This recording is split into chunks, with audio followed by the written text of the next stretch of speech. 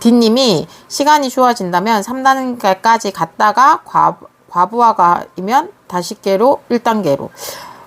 근데 D님이 아이가 어리잖아요. 3단계까지 갔다가 1단계로 가실 필요는 없어요. 저는 만약에 3단계에서 얘가 과부하가 걸렸잖아요. 그러면은 그 과부하가 이런 거 있지. 지점이처럼 과부하가 걸렸다는 게 진짜 몰라서 걸리는 경우가 있거든요. 내가 1단계를 했어. D님이 지금 말씀하셨으니까. 내가 처음에 1단계를 했는데 얘를 3단계를 줘봤어. 근데 3단계를 할 수 있는 아이야. 얘는 충분히. 근데 그게 귀찮은 거야. 그러니까 쉽게 말하면 똘똘이들이 이런 반응들이 나오거든요. 그러니까 조금만 더 관심 있게 풀이 같은 거 적으면 되는데 1단계 풀 때는 얘가 너무 쉽다 보니까 지 입장에서 쉽다 보니까 그냥 막 풀어. 그 답도 잘 나오고. 근데 3단계를 딱 넘어가는 순간 얘가 그러면 얘는 지금 문제를 제가 얘기했잖아요. 제 말 속에 문제를 해석한 게 아니고 그냥 푼 거라고. 그냥 막 산수계산하듯이 그냥 막 푼 거야. 근데 3단계를 보면은 문제를 풀기 위한 식이라는 게 필요한데 얘들은 식을 안 줬거든요. 쓸데없이 이걸 왜 적어요? 왜 적어요? 하니까 답이 안 나와. 만약에 이런 아이라고 하면 다시 1단계가 아니고 얘는 3단계를 버티는 시간이 필요한 거지. 그러니까 내 아이가 좀 똘똘한데 똘똘이다. 그러니까 여기서도 어머님들 제가 정리해 드릴게요. 1단계를 해봤어. 근데 내 아이가 좀 똘똘한 거야. 수적 감각도 좀 괜찮고 뭐 대충 얼추 하는 것 같아. 내가 한두 개 말을 던졌는데 다음 리액션이 괜찮게 나오는 거야. 그런 아이들은 솔직히 1단계에서 계속 머무르면 계속 1단계만 하려고 고집을 피운다고. 그런 애들이 3단계로 넘어갔을 적에 뭐 한다고 하거든요. 어려워 찡찡대고 짜증내고 하거든요. 근데 얘가 진짜 찡찡대고 짜증내는 게 정말 많은 시간을 투자를 해서 했는데 안 되면 1단계로 다시 내려오는 게 맞는데 여기서 잘 파악하셔야 된다고. 근데 단지 이게 귀찮기 때문에 안 하는 경우들은 이 시기를 버텨야 된다. 이때 우리는 버텨야 된다는 말을 쓰는 거지. 요건 똘똘한 아이들. 근데 진짜 3단계를 넘어갔는데 근데 그거는 아마 1단계를 하실 때도 얘가 버벅거림 현상이 버퍼가 많이 걸렸을 거거든요. 그러니까 그런 아이들 같은 경우는 내가 5단계까지가 목전이 아니고 1, 2단계 안에서 차근차근히 밟아 나가는 게 필요할 수도 있다고.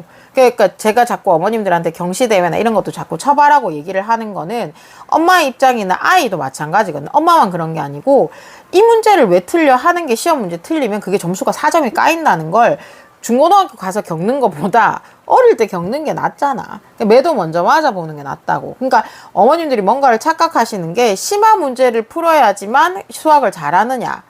물론 맞죠. 근데 시험이라는 건 꼭 심화 문제만 나오기 때문에 그 문제를 못 푸는 건 아니라고. 오히려 생각보다 쉬운 문제 놓치는 경우가 훨씬 더 많아요. 그러니까 특히나 경시나 이게 초등들 같은 경우는 경시가 있잖아요. 그러니까 1번에서 10번까지는 안 틀려야 돼. 근데 1번, 10번까지 맨날 틀려. 그런 애들은 쉽게 말하면 문제에 대한 예의를 지키고 있지 않다고, 내 말은. 근데 얘가 1번에서부터 시작해서 30번까지 문제를 쭉 다 틀리고 있어. 그러면 우리의 목표는 1번, 10번까지만 안 틀리자는 게 목표가 될 수 있어. 근데 1번에서 10번까지는 꼭 한두 개 틀리는데 이게 생뚱맞게 28, 29도 맞춰. 그 말은 얘는 쉽게 말하면은 아직까지 여기 이 시험에 대한 예의를 안 지키고 있다고. 그러면 그런 애들은 맨날 시험 치고 엄마 내가 실수했어 하거든? 실수했어도 그건 그냥 끝난 거야. 그러니까 여기서 어머님들이 함정에 빠지시면 안 되는 게 저도 물론 가르치는 입장이지만 어머님 틀렸는데 다시 고치기 하면 맞아요. 그러면 어머님 확률 게임상 만약에 객관식이라고 하잖아요. 그러면은 처음에는 5분의 1의 확률 즉 20%거든요. 근데 거기서 한 개가 틀렸어. 그러면 얘는 25%의 확률로 확률이 올라온다고. 그리고 보통 오지선다형 문제에서 헷갈리는 문장이 2개가 정도가 헷갈리는 거지 5개가 다 헷갈리진 않거든요. 그러니까 내가 2번 찍을까 3번 찍을까 고민하다가 2번을 찍었어. 그러면 틀려. 그러면 다시 고쳐와 하면 얘는 3번을 찍거든요. 그러면 그건 아는 거 아니라고. 그럼 얘는 아직까지 공부가 덜 된 거라고. 엄밀히 말하자면. 진짜 얘기하자. 그러니까 실수로 틀렸어. 근데 실수로 틀릴 수 있다고. 그날따라 하늘이 날 버려가지고 1 더하기 1이 4인 경우가 있다고. 그런 경우를 우리는 보통 보고 실수라고 얘기하는 건데 다시 고쳤는데 맞췄어는 아까 말씀드렸듯이 확률이 5%나 올라가 버린 경우는 얘가 쉽게 말하면 아직까지 공부가 덜 했는 게 되는 거라고. 그러니까 얘가 그런 오답이 굉장히 시험 치고 난 뒤에 우리가 해야 하는 자세거든요. 그러니까 진짜 문장에서 지가 읽고 싶은 대로만 읽는다고. 지 하고 싶은 대로만 해서는 세상이 움직이지 않잖아요. 그래서 시험을 쳐라고 얘기하는 거라고. 시험이라는 건 날 시험에 들게 하는 거잖아요. 하늘이 날 시험에 들게 하는 거잖아요. 그러니까 어려운 문제를 풀고 못 풀고를 떠나서 쉬운 문제가 나왔을 적에 놓치지 말라고 연습이라는 걸 하는 거라고. 그래서 시험 치는 거 굉장히 중요해요. 그리고 그런 거는 경험이 많으면 많을수록 무조건 좋아요. 그러면 어머님들이 근데 여기서 걱정하시는 게 이게 시험 성적이 안 나와서 자존감이 떨어질까봐 이런 얘기들도 많이 하시긴 하거든요. 근데 어머님 지금 떨어질 자존감이 그럼 갑자기 고등학교 간다 자존감이 세워질까요? 그래서 그걸 어머님들이 간과하시면 안 된다고. 그러니까 지금 안 되는 거 그리고 지금 내가 시간이 없다는 건 고등 가서는 더 없다고. 그러니까 저 또 한 예를 들면은 어머님들이 보통 그런 말씀도 많이 한단 말이에요. 국어, 영어, 수학 중에서 일단은 초등학교 때 선행 같은 거 할 때 영수에 메인을 두는데 거기에 국어 학원까지 넣으니까 책도 읽어야 되고 시간이 없어요 라고 얘기한단 말이에요. 그러면은 근데 영수 2개 중에 하나를 국영수 3개 중에 내가 선택을 하라고 하면 일단 국어는 제끼고 그럼 영수에 매진을 한단 말이에요. 보통 루틴대로 하면. 그러니까 당연히 국어는 다시 태어나야 되는 거지. 맞잖아요. 시간 논리랑 똑같은 거잖아요. 그게 갑자기 고등학교 간다고 해서 안 읽던 책 읽으러 간다고 그게 읽어지지도 않을 거고. 맞잖아요. 그때 아무리 문제 많이 푼다고 해서 이게 문제를 많이 푸는 거는 여기서 또 우리가 또 한 개 또 짚고 넘어가야 되는 건 내가 어느 정도 그러니까 그 과정으로 얘기하자면 제가 했잖아요. 공통수학 2까지 정도 어느 정도 단계를 밟아놓고 그리고 내가 선행을 한다. 그럼 미적까지 끝내놓고 난 뒤에는 박스대기로 문제를 풀어도 된다고. 그때는 양치기가 맞는데 처음부터 너무 심한 양치기는 오히려 독이 될 수 있거든요. 왜냐하면 300개 풀어가지고 300개 다 틀리는데 그건 의미가 없잖아. 그렇다고 해서 얘한테 그러면 근데 여기서 또 중요한 거는 그러면 얘가 어차피 얘는 30개 문제를 못 풀 거기 때문에 10개 문제만 내주세요 하면 얘는 10개밖에 못 해요. 그러니까 최소한도로 진행해야 되는 그 룰이 있을 거잖아요. 맞잖아요. 그러니까 내가 오늘 해야 할 일이 있을 거잖아요. 그러면 그 해야 할 일들에 대해서 그걸 자꾸 줄여 나가려고 하지 말고 그 해야 할 일들을 못했을 적에 그걸 채워 나간다는 느낌으로 접근을 해야 된다고. 그래서 시간적으로 생각했을 적에 국어는 다시 태어나야 그 시간을 다 빵까지 친다고. 그렇기 때문에 그 말을 하는 거라고 저는 생각하거든요. 그러니까 특히나 이제 5, 6학년 초등학교 저학년 때 어머님들 글쓰기 학원 이런 데 많이 보내시는데 5학년 때 제일 우선순위를 또 빼는 학원들이 뭐 독서 학원 이런 다 빼거든요. 그러고 난 뒤에 고등학교 와서 책을 덜 읽었니? 근데 그때 책을 언제 읽을 시간이 어딨노? 그래서 제가 말씀드렸잖아요. 책을 많이 읽는다 공부를 잘하는 게 아니고 공부 잘하는 애 옆에 그냥 책이 있었을 뿐이라고. 그게 진짜 저도 수업하면서 느끼는 것 중에 하나가 제가 간간히 말씀드렸는지 모르겠지만 저는 진짜 제가 한 10년 전에만 하더라도 수업할 때 진짜 경우의 수는 의대 가는 애들이 잘하더라고. 그래서 그때 진짜 저도 못했고 저도 잘 못했거든요. 그래서 이건 진짜 수학적 감각도 좀 있어야 되고 이건 진짜 타고나야 되는 파트가 맞겠구나 그 생각 진짜 저 했었거든요. 했었는데 저 한 5, 6년 전부터 그 생각 깨지기 시작했잖아요. 그러니까 한 10년 전에부터 이제 사고력 학원이 애들이 생기면서부터 시작해서 사고력 학원을 다닌 애들이 사고력 학원에서 제일 많이 사용하는 게 경우의 수하고 수열 파트거든요. 고등학교 수학으로 연결하면. 그러면 그거를 쭉 따라서 연습하니까 되더라. 그러니까 결국은 우리가 지금 배우고 있는 수학은 엄밀히 말하면 학문적인 수학이 아니기 때문에 연습과 그리고 끊임없는 꾸준함으로는 그냥 다 커버는 친다는 걸 제가 몇 명의 이제 아이들이 데이터적으로 접근했을 적에 그렇더라고요. 그래서 경우의 수도 진짜 천재만이 할 수 있나 전 처음에 정말 그렇게 생각했는데 그거 아니더라고. 그래서 그러니까 그렇게 되면 또 7세고시랑 연결되잖아요. 그러니까 7세고시 나쁜 거 아니라고 제가 누차 말씀드렸잖아요. 7세고시 자체가 나쁜 게 아니고 7세면 반짝하고 심하이 하니까 그게 문제가 된다고. 그럼 했는 게 티가 안 나는 게 맞잖아요. 맞죠? 그래서 제가 봤을 적에는 좀 그런 거 디님 말씀하셨듯이 과부하가 걸렸을 적에 어머님들이 잘 판단을 하셔야 돼요. 그러니까 진짜 몰라서 그런 경우 있잖아요. 그러니까 진짜 연산 자체도 안 되는데 4단계 5단계 올라가는 거는 솔직히 의미 없는 짓이거든요. 근데 내가 봤을 때 얘가 꾀부린다 싶으면은 할 때까지 일단은 시간을 죽이는 자세가 필요해요. 그리고 특히나 그렇게 고집이 센 아이들 같은 경우는 그 고집 일찌감치 제껴 꺾어야 돼요. 그건 좋은 고집이 아니잖아요. 그거는 쉽게 말하면은 소위 말하는 대로 어른들 말대로 똥고집이잖아. 그 쓸데없는 고집이잖아. 그런 아이들이 보통 하는 반응들이 자꾸 뭐냐면 그러니까 그냥 에너지를 딴 데 쏟거든요. 그냥 이거 이렇게 돼서 하면 돼. 이렇게 해서 그냥 받아들이면 되는 게 있잖아요. 모든 수학은 하늘에 쑥 떨어졌는 게 아니고 나름대로의 증명과 그런 것들이 있지만 공리라는 게 있잖아요. 그러니까 약속이라는 게 있다고. 그게 바로 우리가 말하는 정의거든요.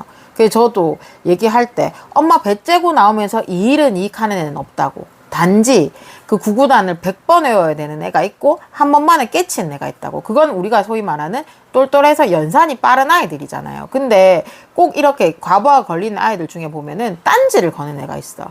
그냥 쉽게 말하면 그냥 1 더하기 1이 2면 돼. 근데 왜 1 더하기 1이 2예요? 이렇게 질문을 하거든.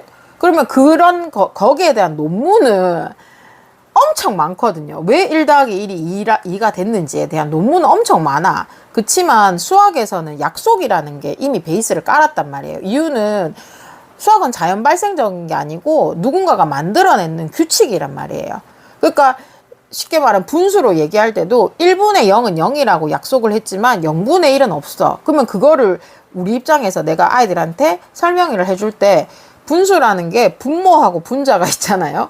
그러니까 내가 아무리 고아원에 있다고 하더라도 우리 엄마 아빠 없는 데가 아니고 엄마 아빠가 있었기 때문에 내가 있는 거지. 단지 지금 같이 살고 있냐 안 살고 있냐 이런 그런 이제 물리적인 그런 거 다 때려치우고 일단은 부모가 있고 그 다음에 자식이 나오는 거지 자식이 있고 부모가 나올 수는 없잖아요. 그래서 절대 부모는 0이 될 수가 없어. 그냥 아이들한테 이렇게 그냥 이해를 시키고 납득을 시키는 건데 요거 가지고 요 3단계 과부하 걸린 애들은 꼭 딴지를 걸어.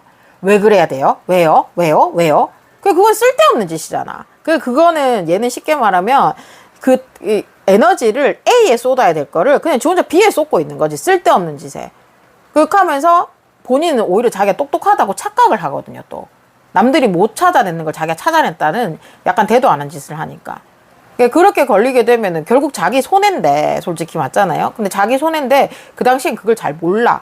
그래 모르기 때문에 그런 아이들이 진짜 그게 고집인지 아니면 진짜 심오하게 네가 나랑 같이 수학에 대해서 얘기를 할 정도가 되는 아이가 그런 질문 한다고 하면 걔는 말 그대로 수학적인 게 있는 거니까 그건 어머님들이 말씀하신 대로 재능이겠지만 대부분 19명은 그렇지 않은 경우들이 많거든요.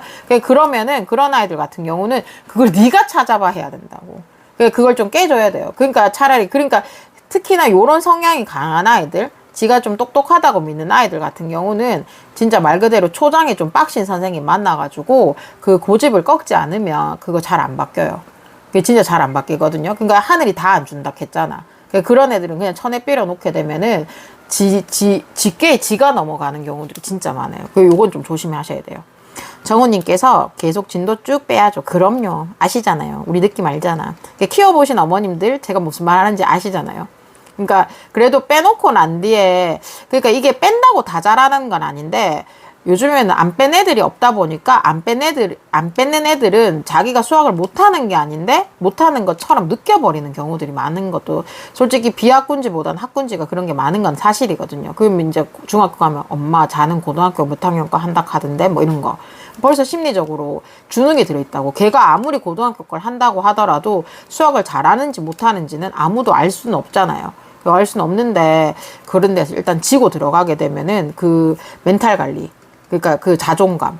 그래서 어느 정도는 밸런스를 맞춰주시는 게 필요해요. 그러니까 내가 학군지에 왔는데 그 밸런스까지 안 맞춰줄 것 같으면은 오시지 말았어야지. 아니할 말로. 맞죠? 그죠? 아직 어리죠. 그 아이가 아직 어리긴 하지. 민토리님 안녕하세요. 네. 민토리님 아이는 KMC는 찾나요? 1단계는 그럼요. 맞네. 우리 D님이 그냥 생각 없이 답을 쓰는데 3단계는 문제도 보진 않고 맞아요. 진짜 그러니까 D님 아이도 똘똘이겠지 뭐. 그러니까 1단계를 수월하게 받아들였다는 건 그래도 내가 쉽게 말하면 잘라놓은 거지 뭐. 1단계에서도 버벅거리는 경우가 생각보다 많거든요. 이게 가리킨 입장에서 보면은 왜 이 나누기가 안 될까? 뭐 이런 애들도 솔직히 많아요. 그러니까 75 나누기 5를 초등학교 6학년인데도 아직까지 75 나누기 5를 약분이 안 되고 진짜 나누기 하는 경우들이 있거든요. 그런 아이들 같은 경우는 얘한테는 조금 더 필요한 게 시간이라는 걸 인지를 하는 게 필요하겠지만 1단계에서 산수 연산 같은 게 빠릿빠릿한 아이들은 3단계를 넘어가면 짜증내는 거 맞아요. 그럴 때는 뒷님 아이가 아직 어리잖아요. 미취학 아동이다 보니까 그러면 수학적인 흥미도가 조금 떨어질 수 있으니까 차라리 그런 아이들한테는 3단계를 버텨. 그러니까 요것도 뒷님 아이는 아직까지 미취학 아동이잖아요. 그 버텨 이런 거보다 그냥 좀 스무스하게 넘어갈 수 있게끔 1단계에서 갑자기 3단계 하다가 1단계로 너무 쉬운 걸로만 주지 말고 왔다 갔다를 좀 섞어 줘라는 거지. 아직 어릴 때는. 그러니까 쉬운 거 조금 있다가 어려운 거 한두 개 있으면 그냥 갑자기 물밀듯이 쑥 넘어가는 경우가 생기거든. 그러니까 봐, 너 풀 수 있잖아. 이러면 또 좋아라 한다. 단순해가지고. 그렇게 컨트롤 해야 돼요. 그러니까 다시 1단계 가는 거는 계속 얘는 그러면 인지할 때 자기가 풀고 싶은 거만 풀려고 할 거거든요. 그러니까 킬러가 진짜 죽으라고 해서 나오는 거라고. 그러면 너 죽을래? 그렇다고 해서 킬러한테 우리가 다 죽지는 않잖아. 살아남는 자가 있겠죠. 걔들이 고득점을 받는 거라고. 그러니까 그런 걸 좀 인지를, 근데 너무 미취학 아동한테 이렇게 가는 건 좀 그렇잖아. 미취학 아동들한테는 1단계에서 이렇게 넘어갈 때 차라리 내 아이가 좀 그렇다 싶으면 3단계 넘어가지 말고 1단계, 2단계 사박사박 올라가도 된다고. 그러니까 요게 그래서 케바케가 항상 나오는 거라고. 케바케, 에바의 어머님도 정석이잖아요. 맞죠?